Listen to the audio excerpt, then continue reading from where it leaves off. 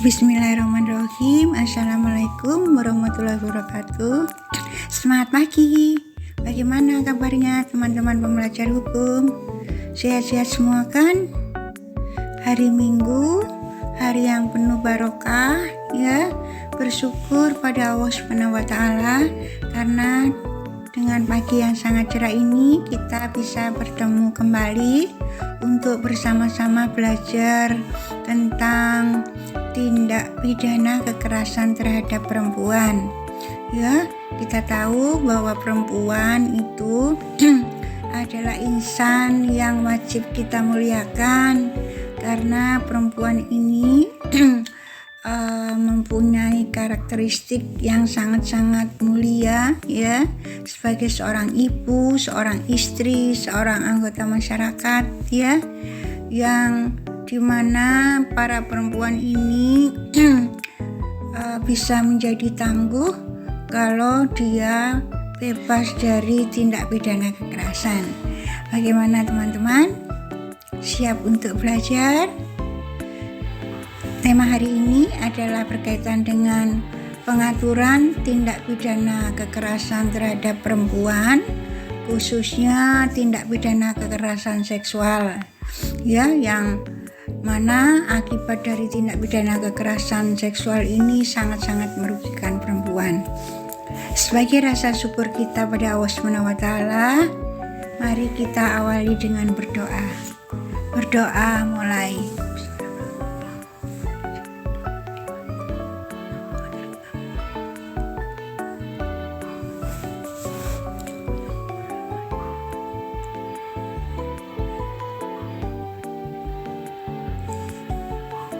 Berdoa selesai. Amin amin ya rabbal alamin. Semoga Allah ridhoi belajar kita pagi ini. Teman-teman, terima kasih ya untuk yang sudah lihat konten-konten belajar hukum Bu Ratna. Semoga bisa menumbuhkan kesadaran hukum untuk taat hukum dan tidak melanggar hukum ya, karena kita semua tahu dengan sadar hukum maka kejahatan yang ada di Indonesia ini bisa dikurangi ya, ditanggulangi dan diberantas. Teman-teman, tema hari ini adalah pengaturan dari tindak pidana kekerasan pada perempuan.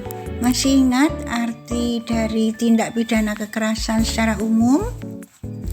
Ya, jadi tindak pidana kekerasan secara umum terhadap perempuan itu artinya adalah setiap perbuatan yang diarahkan pada perempuan berdasarkan perbedaan jenis kelamin ya, yang berakibat atau mungkin berakibat kesengsaraan atau penderitaan bagi perempuan secara fisik, seksual, psikologis, di mana perbuatannya itu berupa ancaman perbuatan tertentu, pemaksaan atau perampasan kemerdekaan secara sewenang-wenang, baik yang terjadi di muka umum maupun dalam kehidupan pribadi. Ya, jadi perempuan ini dalam perkembangan hidupnya itu ada posisi rentan ya, karena ada image bahwa zaman dulu itu perempuan dianggap warga kelas 2 begitu ya, sehingga bisa diperlakukan sewenang-wenang, dan ini tidak benar ya. Perempuan tidak boleh diperlakukan sewenang-wenang karena perempuan punyai hak asasi manusia yang merupakan anugerah berkaitan dengan martabat kemanusiaannya yang dianugerahi Tuhan ya, yang berkaitan dengan hak hidupnya ya, hak pendapatnya dan sebagainya.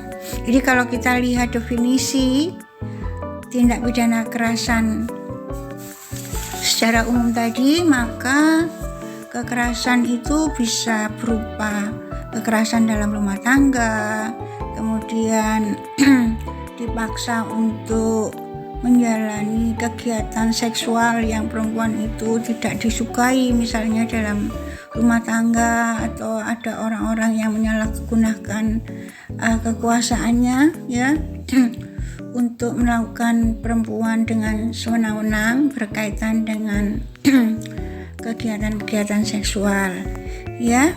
Nah, bagaimana hukum mengaturnya supaya perempuan ini bisa dilindungi dari perbuatan buruk tadi dan bisa dicegah, bisa ditanggulangi ya.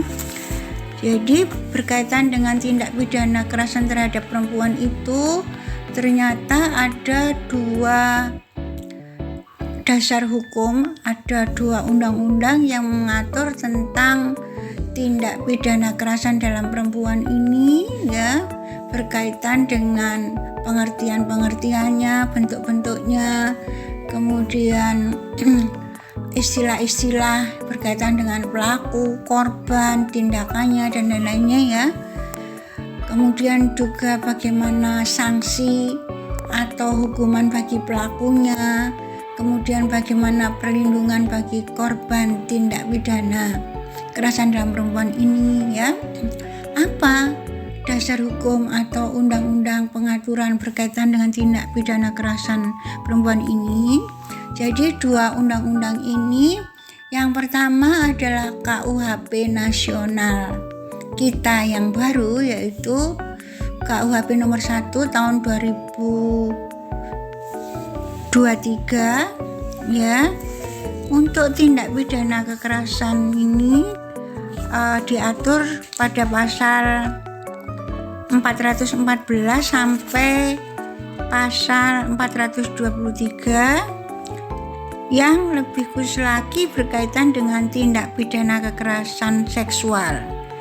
Ya, jadi kalau tadi secara umum seperti itu, KUHP ini tindak pidana kekerasan yang diatur untuk perempuan itu berkaitan dengan tindak pidana kekerasan seksual. Karena kalau tindak pidana kekerasan berkaitan dengan organ-organ seksual perempuan itu kerugiannya, penderitaan yang dialami oleh perempuan itu sangat-sangat fatal ya, sehingga KUHP nasional kita mengaturnya ya.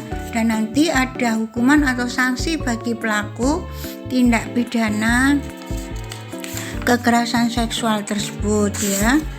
Dan ini tindak pidana kekerasan seksual ini masuk tindak pidana kesusilaan. Itu adalah aturan hukum yang pertama. Kemudian ada lagi undang-undang yang mengatur tentang tindak pidana kekerasan seksual. Yang kedua yaitu berkaitan dengan Undang-Undang nomor 12 tahun 2022 tentang tindak pidana kekerasan seksual. Ya, jadi tindak pidana kekerasan seksual ini masuk wilayah hukum pidana khusus. Kenapa? Karena ada 2 aturan hukum pidana yang secara umum dan khusus mengaturnya. Yang umum itu dari KUHP nasional, Undang-Undang nomor 1 tahun 2023, yaitu berkaitan dengan tindak pidana kesusilaan, khusus untuk tindak pidana kekerasan seksual. Itu diatur pada pasal 414 sampai 423 KUHP nasional. Itu adalah hukum pidana umumnya. Karena masih kurang detail, maka muncul hukum pidana khususnya, yaitu untuk tindak pidana kekerasan pada perempuan ini diatur pada Undang-Undang Tindak Pidana Kekerasan Seksual, yaitu Undang-Undang nomor 12 tahun 2022. Bagaimana teman-teman? Luar biasa kan tindak pidana kekerasan seksual ini, sampai ada aturan hukum yang mengaturnya, sehingga harapannya tidak akan terjadi tindak pidana kekerasan seksual pada perempuan karena akibatnya sangat merugikan. Bagaimana? Saya kira infonya itu segini dulu tentang pengaturan tindak pidana kekerasan terhadap perempuan ya, yang berkaitan dengan kekerasan seksual. Nanti pada video berikutnya Ibu akan jelaskan lebih detail. Kurang lebihnya mohon maaf. Jika ada salah kata, jangan lupa like, subscribe, dan komen. Terima kasih.